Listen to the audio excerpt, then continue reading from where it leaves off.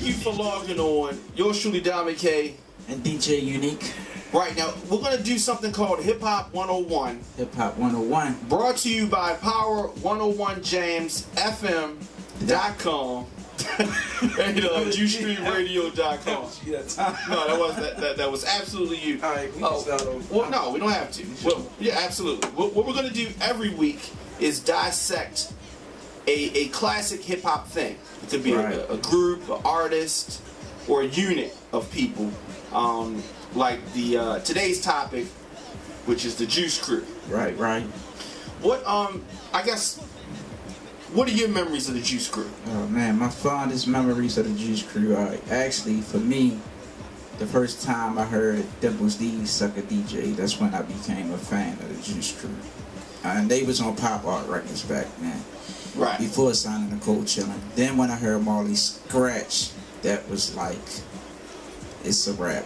I'm their fan for life. So after I heard Marley Scratch, it was like, it was a done deal for me.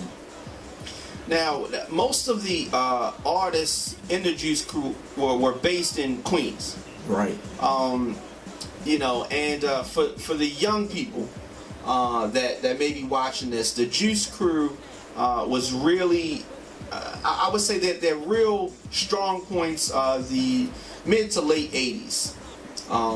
I say around from like 83 to 89. Yeah, definitely. Tore it down. Now, from your understanding, how did the Juice Crew start?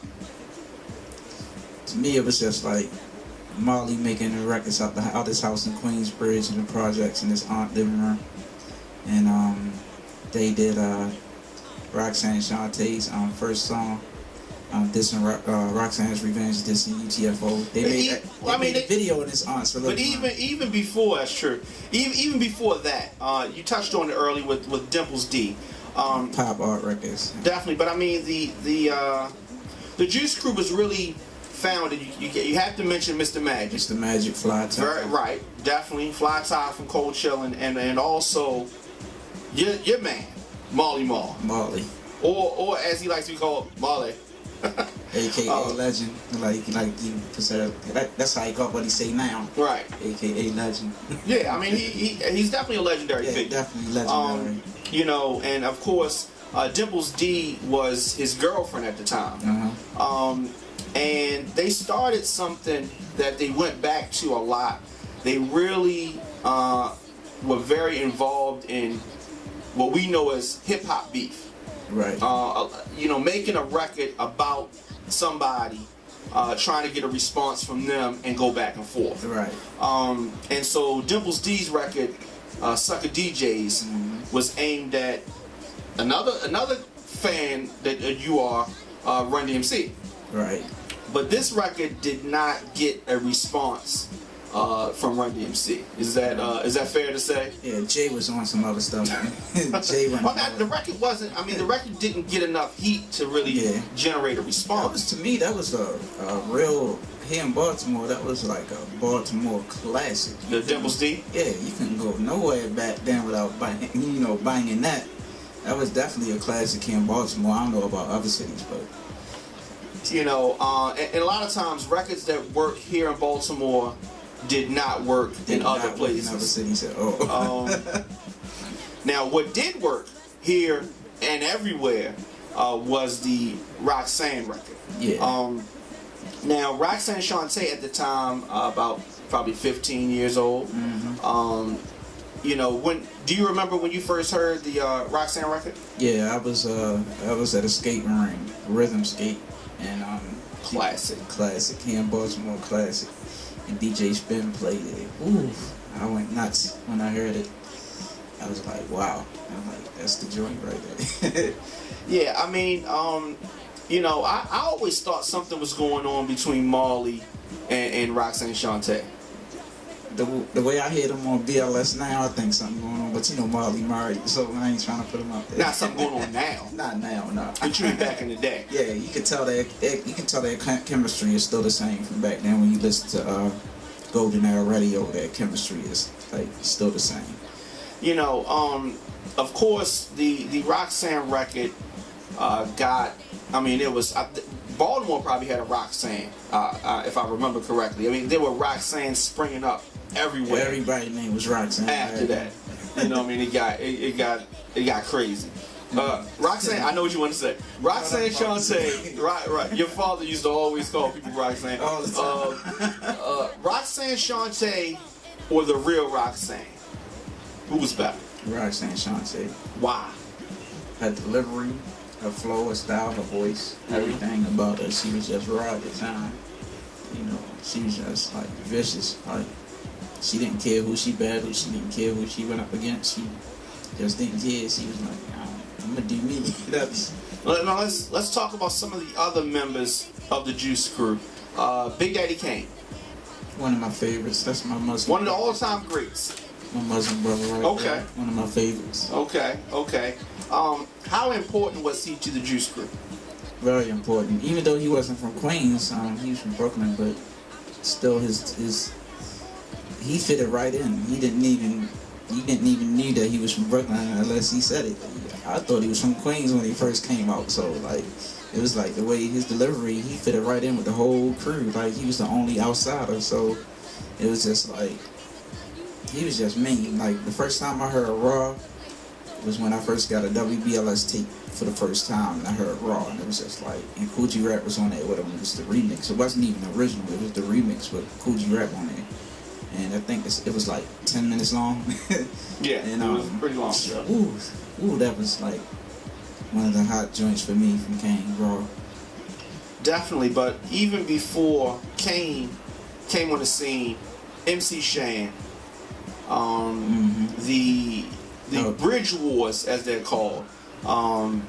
MC Shan, what are your thoughts on MC Shan? Oh man, MC Shan was one of my favorite MCs back in the day. The first time I heard the Bridge, we had a station here in Baltimore called WEBB AM.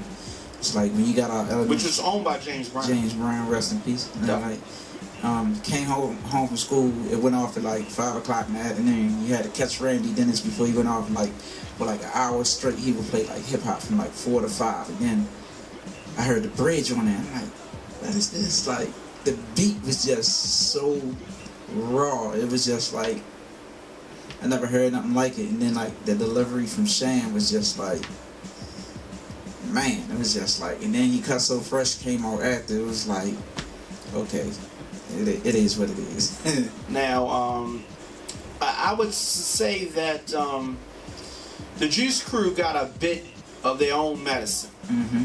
The Bridge came out by MC Shan. Right. Big record. Big hit. Very big record, even outside of Queens. Right, very big hit. And something happened. South Bronx. A group came out and answered the record. I would say the Bridge is over. South Bronx. But I mean, I guess South Bronx first, really. South Bronx first. But at the time, Shan was just explaining what was going on in Queens. He wasn't saying that that's where hip-hop started. If you listen to the record, he was explaining what was going on in Queens. He wasn't even really saying what was, that hip-hop started in Queens. He just saying that we used to do it out in the park. He never said it started there. Well, I mean, I think that since he came out with the record first, I think that's what caused the uproar, right? In other areas. Wait a minute, Yeah. And the lane was open.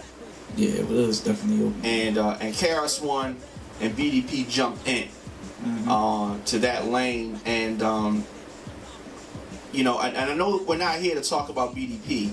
We're going to do that on another episode. But they do play a part. And I want to say this: MC Shan, compared to KRS-One, is no competition. There's no competition. But Shan was, man. Shan was my man. I mean, like, his voice is everything he had. He had what they was looking for back then. Right. He had it. What the industry was looking for back then. The it factor. Yeah, the it factor. Shan had it. Shan was the man. And Shan was hot. Shan was definitely. The thing. He was the Kangos. I would beg to say that LL took a bit of Shan's style. That's why Shan came out with Beat Biter. Right. But that was the B-boy uniform. You're right. The Kango. The Puma sweater. Right. That was the uniform.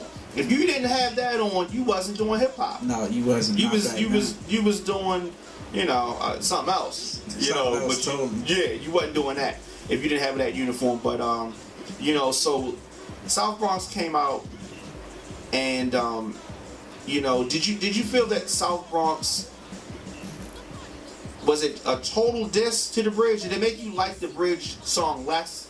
It made me like the Bridge even more. Cause then Shane came out with Killer Noise, and I was just like, I'm done, the battle over. Shane won. I'm like, so you thought the battle was over? Yeah, I thought the battle was over. I'm like, Shane won. Killer Noise came out as hard as ever. However, something happened after that. Oh man, the Bridge is over. A moment of silence. The Bridge is over, and there's no but. I would like to say this. Back. Let me say this. Have a nice day. Yes, but it wasn't the same. Okay, and it was mad late. Okay, so the Bridge is over effectively ended Shane's career. It should have been called Shane is Over, because it didn't end the Juice Crew. Nah. But even though Shane had his own issues behind the scenes, he ceased to be in the limelight like he was prior to that. Yeah. And a lot of people related to the Bridge is Over. Even though other things may have caused him to step back. Right. It just seemed Shane like could have answered back and went hard. You think so? Yep. Because anytime Shante came back with Have a Nice Day, that was just like. But my favorite Juice Crew song was the Juice Crew All Stars. That was just like. Well, we're gonna get into that in a minute. Ooh. Let's take a quick break, and then we get into your favorite song and how the symphony came about and some of these other things. We'll be back right after this.